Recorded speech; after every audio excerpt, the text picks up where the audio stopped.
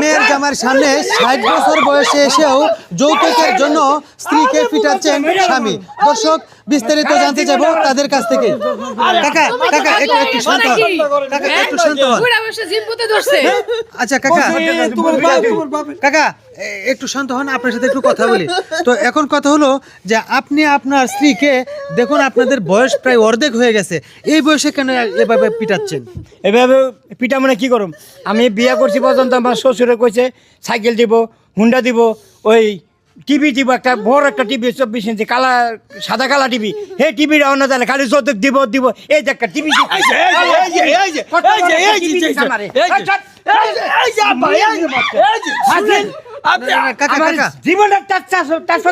আমি টিভি কিনে দেবো আপনার লাগে।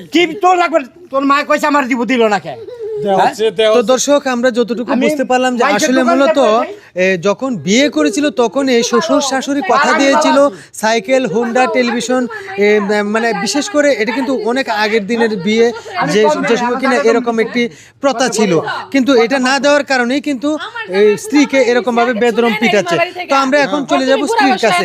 তো uncle uncle uncle please uncle একটু তো আন্টি আসলে কি পূর্বে কি আপনাদের সাথে এরকম কমিটমেন্ট ছিল যে টেলিভিশন দিবে, হুন্ডা দিবে, সাইকেল দিবে এরকম ছিল? কিন্তু বিয়ের 3 মাস পরে আমার বাপে মরে গেছে। এখন তোমার মাটা অনেক কষ্ট করে, আর 2টা ভাই আছে, ভাইরা তো আর দিব না, এটাই হাই বোঝে না। এই যৌতুকের টাকা নিয়ে কয়দিন ধরে আমার পিছে পড়ে রয়েছে, আমি কই থেকে আইনে দেবো? কথা কথা বার দিতে পাই না দেখে মাইনে এগুলা কি করছে, মানে 2-1 দিন পর পর মারে। আজকে মাইয়া মাইয়া জামাই সামনে মাইনে কি করছে। তো দর্শক আসলে কাকা কিন্তু মানে এমন একটা পর্যায়ে চলে গেছে যে জি এবং জি জামার সামনে কিন্তু মারধর শুরু করছে শুধু যৌতুকের জন্য। আর বিশেষ করে ওনার বাবা মারা যায় বিয়ের 3 মাস পর, কোথা থেকে দিবে? তাদের তো কোনো সামর্থ্য নেই। তো এখন আমরা চলে যাব একটু জি জামাইয়ের কাছে। তো আসলে ভাই আপনার শ্বশুর যে কাজটা করতেছে এটা কি আসলে ভালো করতেছে? না এটাকে যৌতুক নিয়ে তো এটা মনে করেন সম্পূর্ণ এক বেআইনি কাম।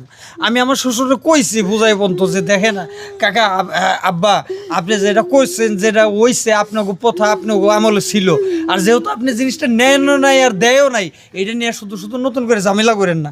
এই যে আপনার মেয়েরা আমি বিয়ে করছি, আমি কি 2টা যৌতুক নিছি না? আমি কিছু চাইছি?